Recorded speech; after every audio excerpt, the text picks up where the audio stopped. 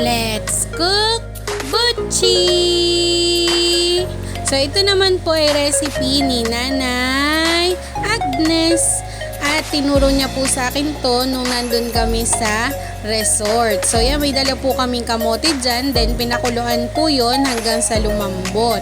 Then nung lumambot na, minash po siya ni Nanay at nilagay niya na kasama yung glutinous rice. Ako naman po, niready ko yung cheese na cubes. And then yan nga po, no, dinahandahan ni Nanay na mag-mix siya.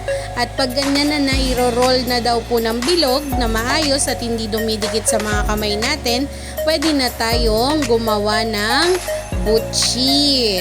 So yan, niready na po yung sesame seeds at syempre yung lagayan at konting tubig, no? Kailangan po natin yung tubig para dun sa pagbilog ng mga mixture.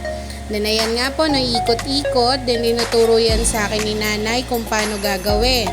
So kumuha siya ng konti ng mixture, binilog niya, and then nilagyan niya ng cheese sa gitna para yun yung pinaka-feeling niya. And then maglalagay ka daw ng tubig sa kamay para mabilog mo siyang mabuti at dumikit yung mga sesame seeds. Then yan na. Wala! Meron ka ng butchi. Kakatuwa, no? Ang galing-galing ni Nanay. So yan, pinapanood ko siya nung una and then maya-maya rin naman ay tumulong na rin po ako. So kailangan daw po nabasa yung ating mixture para pag ni-roll siya dun sa sesame seeds ay didikit din siya. Ayan. Tapos iikot mo ulit para talaga namang pasok na pasok yung mga sesame seeds dun sa mixture natin ng kamote and glutinous rice. So ayan na nga ako, o diba? Pilingera, nakigaya pa. Pero syempre naman, nakagawa na naman tayo mga ka-fasting, no? Syempre kailangan marunong din tayo kung ano-ano nang niluluto natin.